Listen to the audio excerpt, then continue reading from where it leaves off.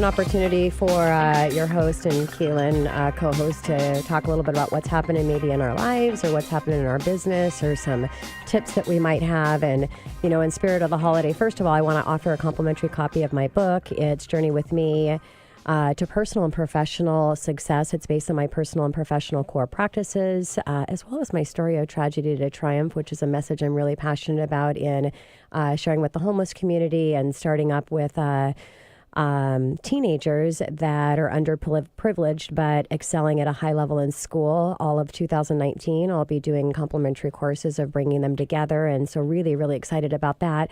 And as your host, I just wanted to, share something. In 2018, as we're wrapping things up and we're getting into the holidays, and there's going to be some extra time. You're spending time with family, really appreciating all of the successes that you had for the year and getting really excited about things that are coming up for the new year. And it's a time to really reflect. And so I just wanted to give you some questions maybe to reflect on and really to help you moving forward in the new year. How did you deal with challenges that came up in your life and your business this year? I think that's a really good question to ask yourself and to reflect on, because how you dealt with those life challenges and business challenges, they really all were opportunities to find solutions, the solutions that you need for whatever those challenges and problems that were going on. So think about this year as you're reflecting. And think for next year really as a positive, because all challenges, problems, anything that's not going perfectly really are all opportunities to adjust, shift, take away the lessons that you're supposed to take away from those opportunities. Also, think about what wakes you up in the morning. What are you excited about? That's a really good thing to reflect on. What are you grateful for and excited about what happened last year, as well as you look into the future for the new year in 2019, what really wakes you up in the morning? And that's going to help really build that why for you in why you're leaving the things that you enjoy within your family life to get out into the business world. How do you bring in what's important to your life into what you do in business? And I have to say that this has been really a journey for myself, and being able to share this with others that I coach through my One Time Your Business 8-week burn, as how can you bring your unique self, what you're passionate about in your life, and the life lessons that you've learned into your business so that you can excel at a higher level for business. It connects you with people. We all learn from each other and things that we've gone through. So think about that this year as well. What moment can you think back to change your perspective? So I really like to look at perspective, because we are our perspective and it comes from someone else.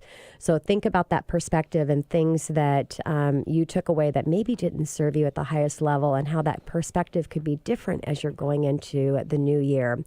And last, how do you start your day and how do you end your day? I call it my bookmarks, my bookmark to my day, which ultimately is my bookmark to my life. And I think more important than anything that you do throughout the mid of the day is how you start and end your day. And here's my only advice as your host of the Money Hours: when you start your day, think about motivation. How are you going to motivate yourself? Because all of the challenges and struggles, which we all have, they're going to come up in the day. So getting motivated is going to give you that power and that strength to conquer through any of those that come up. And wrap up, I believe your wrap up in the end of the day is all about inspiration. It's time to go to sleep, have nice, warm, fuzzy dreams, and really just close yourself down for the day. And that's all around inspiration. I'll tell you, I do not want to get motivated at night, but I definitely also don't want to get inspired in the morning, because it doesn't build that power. So think about that. That's my my advice and some share for you today. So, Keelan, what's going on with you and to share with our listeners? Well, first of all, I appreciate, Tina, really, you practice what you preach, and I love that about you. So that's really awesome. Great tidbits. As much as I'd love to talk about London, we had a pretty big event yesterday. The Fed raised rates by 25 bips or 0.25% for those of you who don't know what that means. So that's the fourth time this year, and the ninth time since December 2015. Crazy.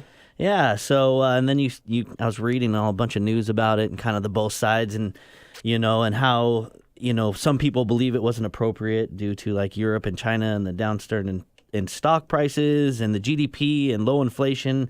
To me, it just seemed like a bunch of noise, to be honest, and with a little political twist on it.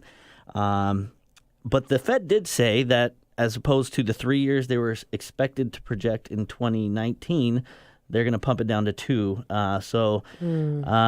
Jerome Powell, the chairman of the Fed, said he's happy with the performance of the economy, and this he made a slight adjustments in projection, but they're really going to focus, and that's they always say that, right? It's always the Fed or the government. We're going to focus on data in 2019 as like a scapegoat type thing, just face the data. But as Tina, as we know, that really doesn't mean anything to us because at the end of the day, what does that mean for people? It's the same thing we've been talking about. You know, we knew interest rates were going to go up. They're still historically low, and the housing market in Seattle has slowed down. Prices are down, inventory's up, less competition with purchasing. So it's still a great time to buy a home. It doesn't matter. Rates go up, rates go down. Don't get emotional about it.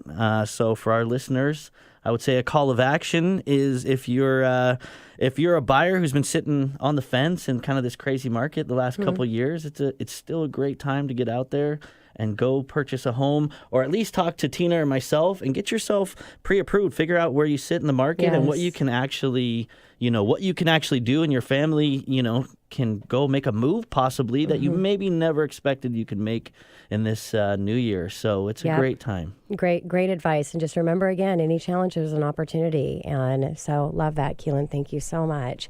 And coming up next on the Money Hour, the housing crisis. Mike Pattison of Master Builder Association, right here at 1150 AM KKNW after the short break.